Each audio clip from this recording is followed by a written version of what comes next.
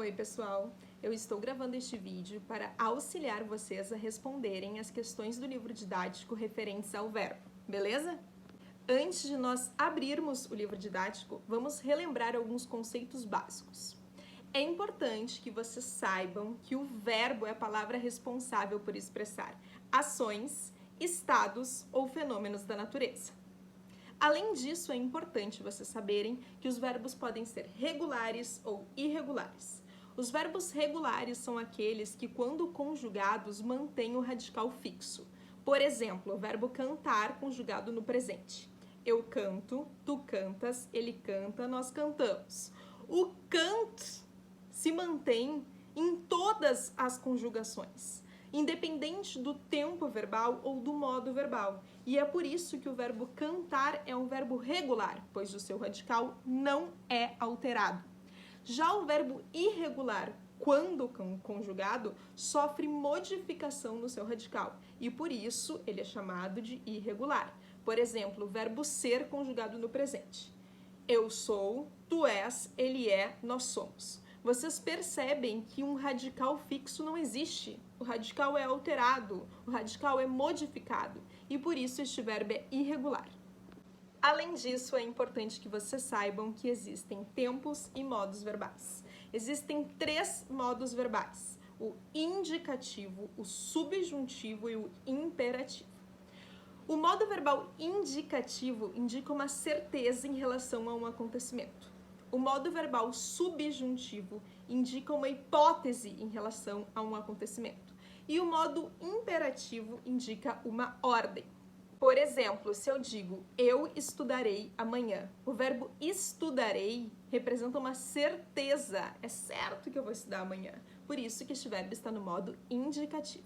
Agora, se eu digo, talvez eu estude amanhã, é uma hipótese, logo o verbo estude está no modo subjuntivo.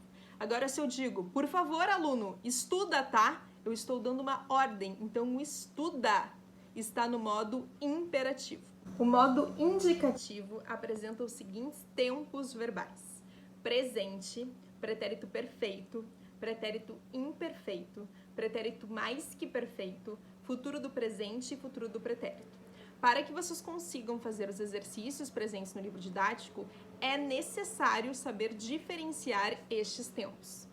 Eu não vou utilizar os conceitos presentes na gramática para explicar a diferença entre esses tempos. Eu vou tentar explicar de uma forma mais clara para que assim vocês não esqueçam. Então é o seguinte, todos vocês sabem como identificar um verbo no presente, pois é uma ação que está acontecendo no momento. O grande problema está em diferenciar os 3 pretéritos, o perfeito, o imperfeito e o mais que perfeito. Então a partir de hoje vocês vão pensar assim: o pretérito perfeito é chamado de perfeito porque ele representa uma ação que começou no passado e acabou no passado. Por isso que é um passado perfeito. Por exemplo, ontem eu li os contos de Grimm. Eu comecei e terminei de ler os contos ontem. Já o pretérito imperfeito é chamado de imperfeito porque dá a ideia de uma ação que começou no passado, mas ela foi interrompida. Por exemplo, eu lia os contos de Grimm quando a minha amiga me ligou. Ou eu comia uma maçã quando ela caiu no chão. Percebam a diferença. O pretérito mais que perfeito representa uma ação que ocorreu há mais tempo e a terminação dos verbos no pretérito mais que perfeito é sempre irá. Eu estudara português no ano passado. Entenderam? O futuro do presente e o futuro do pretérito é ainda mais barbadinho de compreender. O futuro do presente é um futuro certo. Por exemplo, amanhã eu lerei o livro. Já o futuro do pretérito depende de uma condição. Por exemplo, se eu tivesse lembrado de pegar o livro no meu armário, eu leria ele amanhã. Vocês percebem? Não é esse bicho de 7 cabeças que vocês imaginam. É muito mais simples.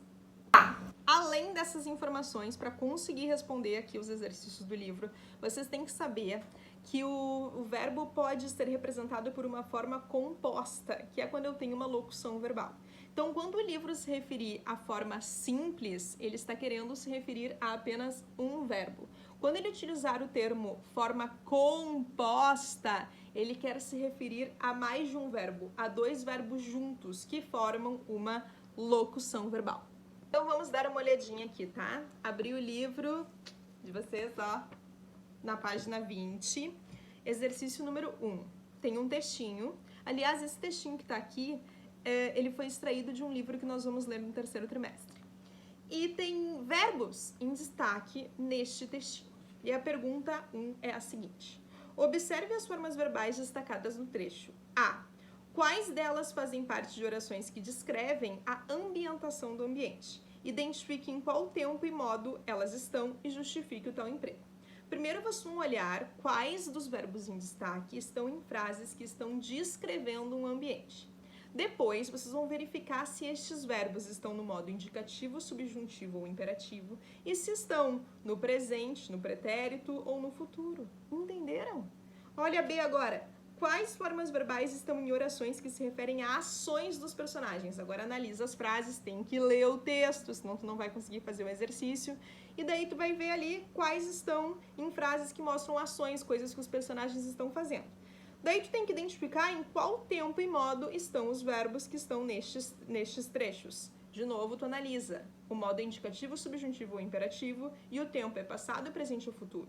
Só que, claro, se o modo for indicativo, lembra que o pretérito pode ser perfeito, imperfeito ou mais que perfeito e o futuro pode ser futuro do presente ou futuro do pretérito. Tá, agora já na página 21, no exercício 2. Releia esta oração. O príncipe tinha providenciado toda espécie de divertimentos. Letra A. Há nela uma forma verbal composta, identifique-a, bem como o tempo e o modo nos quais ela está. Olha aí, tem uma locução verbal aqui nesse trecho, dois verbos juntos. Qual é, em qual tempo e modo está? Letra B. Por qual forma simples ela poderia ser substituída? Normalmente eu posso substituir uma locução verbal, que são os dois verbos que estão um do lado do outro, por um único verbo. Qual é ele? E C. Qual forma equivalente a ela é menos utilizada no português brasileiro? Eu poderia utilizar outra forma verbal no local da forma verbal tinha providenciado. Eu vou dar uma dica, eu posso trocar o tinha por outro verbo. Qual é ele? Viu como não é difícil? Vamos observar agora a questão 3. Releia as 3 últimas frases do trecho. Havia bufões, improvisadores, dançarinos, músicos, beleza, vinho, lá dentro, tudo isso mais segurança. Lá fora, a morte escarlate. Letra A. Quais termos a expressão tudo isso está retomando? O que é tudo isso? Leia ali o trechinho com atenção que tu vai saber. Letra B. As 2 últimas frases são construídas em torno de um verbo? Sim, ó, tô dizendo para vocês que sim. Qual é? Justifique a sua resposta. Tem um verbo na segunda frase que está subentendido ali na vírgula. Ó. Lá dentro, tananã, tudo isso. Qual verbo eu poderia encaixar ali? Agora, a questão número 4. Observe as seguintes formas verbais. Era, circundava, dispunha e havia. Letra A. A qual verbo cada uma delas pertence? Esses verbos estão conjugados. Como seriam estes verbos no infinitivo? O era vem do verbo ser, o circundava vem do verbo circundar. O dispunha, eu tenho certeza que vocês estão em dúvida nesse dispunha aqui. Esse dispunha vem do verbo dispor e o havia vem do verbo haver. Já dei a resposta dessa questão. Agora B. Conjugue no mesmo tempo e modo em que estão as formas verbais estes verbos. Então, eu tenho ali em cima os verbos era, o circundava, o dispunha e o havia. Já vou dar a dica. Todos esses verbos estão no pretérito imperfeito. É para vocês conjugarem os verbos da tabelinha ali embaixo, soldar, perguntar, criar, trazer, ter, comer, dormir, também no pretérito imperfeito. Entenderam? C. Observe as palavras dadas como resposta nesse item anterior. Depois discuta com os colegas e o professor, discutam agora comigo, e conclua. Qual é a relação existente entre a conjugação de cada verbo e a formação desse tempo verbal? Olha, eu vou dar uma dica quente. Eu quero saber aqui quais desses verbos são regulares e quais desses verbos são irregulares. Questão 5. Releia esta oração. Depois de entrarem, os cortesãos trouxeram fornalhas e grandes martelos. Letra A. Fazendo as alterações necessárias, reescreva a oração, substituindo o termo em destaque por muito fácil. Agora vocês vão alterar o depois de entrarem por se entrassem, depois vão alterar por quando entrarem e depois vão alterar por quando entram. Daí vocês vão perceber que outros verbos da frase também terão que ser modificados. Por exemplo, vamos trocar o depois de entrarem por se entrassem. Como a frase ficaria? Se entrassem, os cortesãos trariam fornalhas e grandes martelos. Entenderam? Vocês vão ter que alterar a expressão inicial e assim fazer as alterações referentes aos outros verbos presentes na frase. Agora, para concluir a página 21, letra B. Observe as formas verbais do texto original e as que você utilizou ao reescrever as orações e identifique o que há em comum entre as formas do verbo entrar. Olha só, o que tem em comum entre entrarem, entrassem, entrarem e entram? O que tem em comum, gente? O começo da palavra, né? Que é o entrar, até o A, que é o radical entr e a vogal temática A do verbo entrar. Ou seja, a única parte do verbo que se alterou foi a desinência, que é o finalzinho. E agora, o que tem em comum entre as formas do verbo trazer?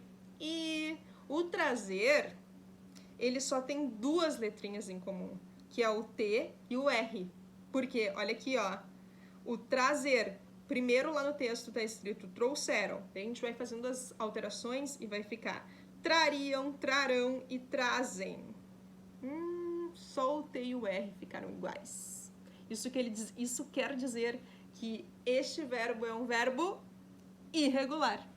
Na página 22 não tem exercícios, mas tem explicações referentes à estrutura do verbo. Então, vocês podem ler ali as explicações e, de qualquer forma, eu vou retomar elas agora. O radical, então, é a partezinha do verbo que não se altera quando nós conjugamos ele. Claro, quando o verbo é regular, não se altera. É o início do verbo que representa a sua raiz, a sua família, a sua significação. Já a vogal temática é a vogal que vem antes do R quando o verbo se encontra no infinitivo. Por exemplo, a vogal temática de cantar é o A, a vogal temática de perder é o E, a vogal temática de sorrir é o I, certo? Quando o verbo apresenta a vogal temática é A, nós dizemos que ele pertence à primeira conjugação. Quando o verbo apresenta a vogal temática E, nós dizemos que ele pertence à segunda conjugação. E quando o verbo apresenta a vogal temática I, nós dizemos que ele pertence à terceira conjugação. Já a desinência é o finalzinho do verbo que indica o tempo, o modo e a pessoa em que ele está conjugado. Então, por exemplo, digamos que o verbo seja estudarei. O radical é estud, porque quando eu conjugo este verbo é a parte que não se altera. A vogal temática é A, porque é a vogal que vem antes do R, quando estudarei está no infinitivo, que é estudar. E a desinência é o finalzinho. Então, se o radical é estud e a vogal temática é a desinência é urei. Lembraram disso? Para responder as questões da página 23, basta saber estas explicações, estes conceitos. Então, vamos lá. Preparados?